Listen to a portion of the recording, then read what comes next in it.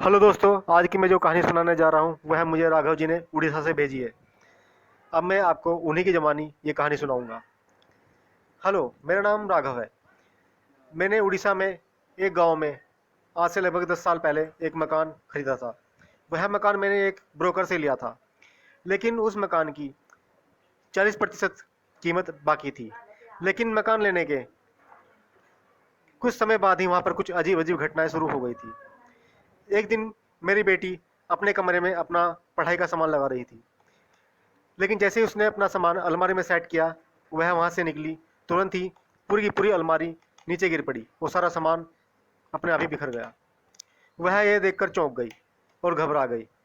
उसने यह बात अपने भाई ज्ञान को बताना चाहा, लेकिन जैसे ही वह उसके कमरे में गई तो कमरे के बाहर उसने पाया कि उसके कमरे से किसी और की भी आवाज़ आ रही थी। लेकिन जैसे ही वह कमरे के अंदर गई तो उसने पाया वहाँ पर ज्ञान के अलावा कोई नहीं था। वह यह देखकर और चौंक गई और उसने यह बात अपनी मम्मी को बताई।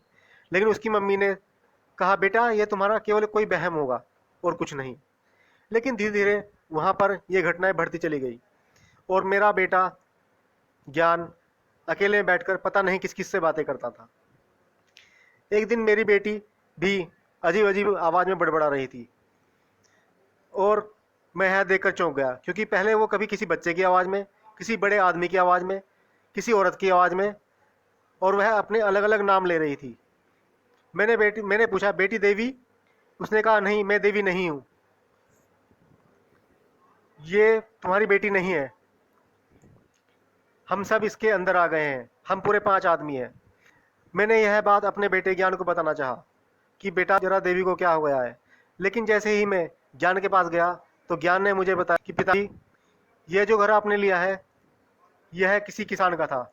वह इस पर अपना ढाबा चलाता था, लेकिन इस गांव के जमींदार ने उनसे यह जमीन धोखे से हथिया ली थी और हम पांचों को मारकर इस घर में दबा दिया था। जब तक हमें अपनी मौत का बदला नहीं मिलेगा तब तक हम तुम्हारी बेटी देवी को नहीं छोड़ेंगे। ज्ञान ने बताया कि पिताजी, इन पांचों में से जो लड़का है वह अब मेरा दोस्त है। उसी ने मुझे इन घटना के बारे में बताया और ये पांचों मुझे दिखाई देते हैं। तो पिताजी, अगर आप देवी को बचाना चाहते हैं तो उस जमींदार को आपको किसी बहाने से यहाँ बुलाना होगा और बुलाकर उनका बदला पूरा कराना होगा, तभी देवी की जान बच सकती है। तब मैंने ब्रोकर से बात की और कहा कि मैं जल्द से जल्द पूरा पेमेंट कर देना चाहता हूँ और उस मालिक को यहाँ पर बुला दीजिए जिसकी यह ज़मीन है। मैं भी उससे एक बार मिलना चाहता हूँ, क्योंकि मेरी उनसे मुलाकात नहीं हुई है। तो वह ब्रोकर उनकी बात मान जाता है और मालिक को फ़ोन करके बुलाता है। लेकिन मालिक के आते ही वह अचानक देखता है कि वहाँ पर अजीब अजीब आवाज़ें आ रही हैं और वह पागलों की तरह करने लगता है। वह चक्कर खाकर गिर पड़ता है और बड़बड़ाने लगता है। तभी पुलिस को फ़ोन किया जाता है और पुलिस और डॉक्टर दोनों आते हैं और उसको ले जाते हैं। लेकिन अस्पताल में वह 7वें दिन ही मर जाता है।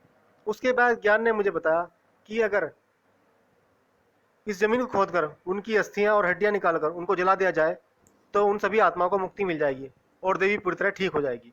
इस प्रकार हमने उन सभी लाशों को निकालकर उनका अंतिम संस्कार करवा दिया और तब से मेरी बेटी ठीक हो गई। अब से वहाँ पर उस दिन के बाद से वहाँ पर ऐसी कोई घटना नहीं हुई और हम बड़े प्यार से वहाँ रह रहे हैं।